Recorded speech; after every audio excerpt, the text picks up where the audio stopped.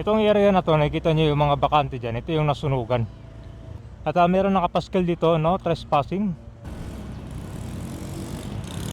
Unang nagbukas sa publiko itong first 5 news station ng Phase 1. Kasama dito yung Redemptorist, Asiana, Mia Road Station, PITX, Ninoy Aquino Avenue Station, and Dr. Santos. Itong additional station ay part ng 27 kilometers of the rail line's alignment from its previous 20.7 kilometers. So ito ay nagbukas sa publiko noong 2024. Maraming commuters ang natuwa at nagbenepisyo dito dahil yung biyahe nila simula sa Baclaran pwede nang sumakay ng train papunta dito sa Dr. A. Santos. Pero kailan matatapos din itong phase 2 na itong Zapote at Las Piñas Station? Dahil kung maalala nyo kabay, nagkaroon ng right of way issue dito kaya na-delay rin. Pero meron tayong good news para sa mga taga Caviteño. Plan nila magdagdag ng isang station.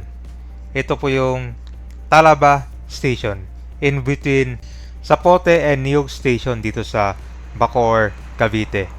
So ngayon papunta natin itong mga possible areas kung saan itatayo itong plan nila na additional station. So malaki din kasi itong area na to ay ongoing development pala dito sa Talaba. So magandang idea din kasi nirequest ito ng local government unit ng Bacoor, Cavite. Nandito tayo ngayon, LRT Depot. At ito po yung river, papunta na to sa Manila Bay. So may kinoconstruct na ngayon dito, parang karugtong na yata to para siyang daanan. Ito, nagsisimula na. And then daanan din natin yung area ng nasunugan.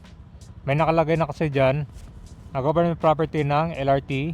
So ito pala good news sa mga taga Cavite. Meron silang plano na magdagdag ng additional station para sa LRT1 Cavite Extension. Yan yung pupunta natin. Pakita ko sa inyo kung saan parte ha. Doon daw yun sa Talaba. Ayon kay DOTR Secretary Vince Dizon, it makes sense kasi kuando parang panibagong development ang gagawin dyan sa Talaba. So din, good to para sa mga commuters.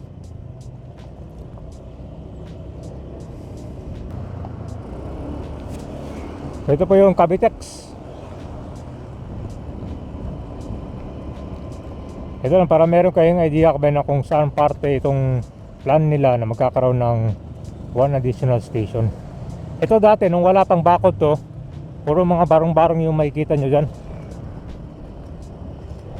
Yan nga ba no? Minsan dito na sila umaakit to.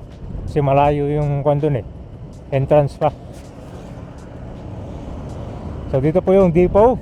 Tara, pasok pa natin dito, pakita ko sa yung sitwasyon dito ha.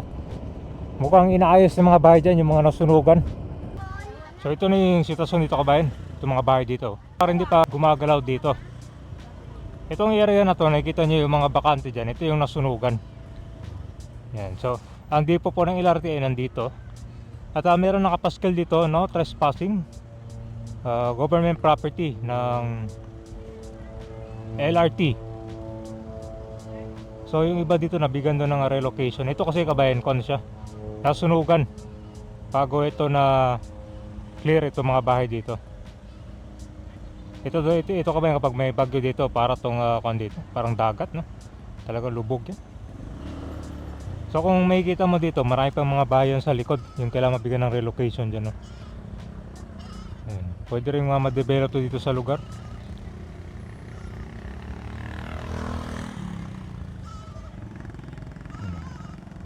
So katabi lang yung depot dyan no.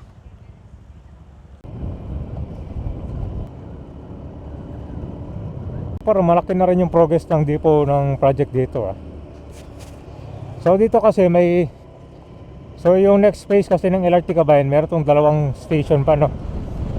Yan yung sa Zapote, Las Piñas, Zapote at saka itong Niog sa Bacoor, Cavite. Tapos kung matuloy itong additional one station, so 4. I think plano yata nilang matapos tong natitirang mga station pagkatapos ng BBM administrasyon sa 2028. Ano sa tingin nyo kabayan, kaya ba? Pupunta natin ngayong area ng Talaba.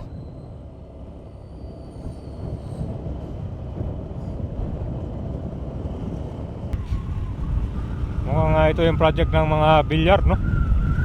Puro mga motor usually dumadaan dito eh.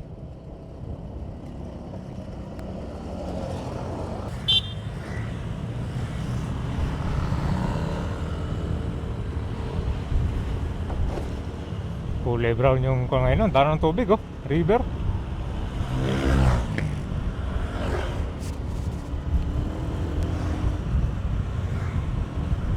So, papunta na to ng Bacoor, Cavite. Dito yung papuntang Talaba eh. Alam ko kanyon parang sa fish pan area yata yun eh. Malawak tong Talaba. Hey guys, nandito na tayo sa Longos. Ito yung papuntang Las Piñas. So itong Talaba pala marami to. Talaba 1, 2, 3, 4, 5, 6. So punta lang natin yung tong area ng Talaba. Marami ditong mga informal settlers. So mga possible na location para sa Talaba Station. So ba yung kakanan natin dito. Yun no, bilyar. May pala mga developments dito oh. So papunta tayo ng Aguinaldo Highway.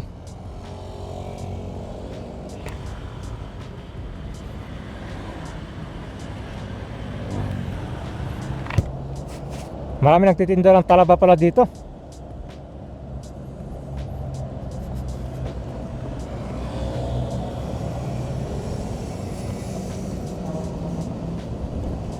Dito tayo, punta natin sa barangay area daw. So ito na yung Talaba 2.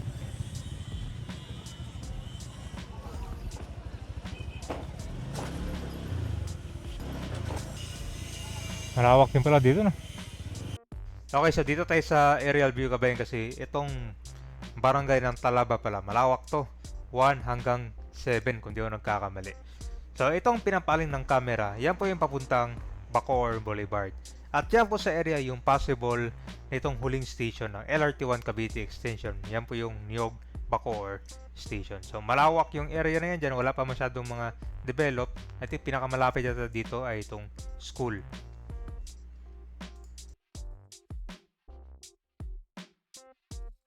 So napunta na natin itong lugar na to. May nakalagay ng sign dyan na government property, part din siya ng LRT.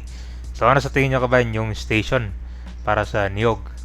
Maganda rin kasi once magkaroon ng daanan ng train dito, syempre sunod-sunod na yung iba dyan na magkakaroon ng development. Lawak dyan, puro mga puno pati mga damo pa lang yan, no?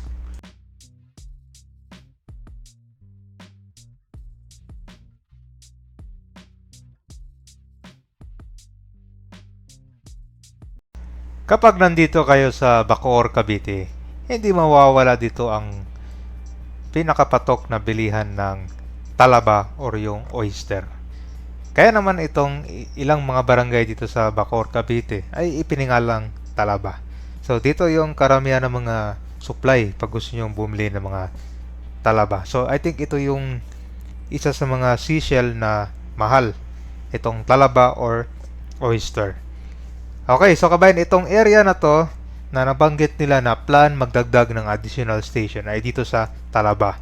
So ito po ay 1, 2, 3, 4, 5, 6 hanggang 7. At maganda rin dito sa area kasi kuando ongoing na yung development. Kaya maganda ring idea na madagdagan.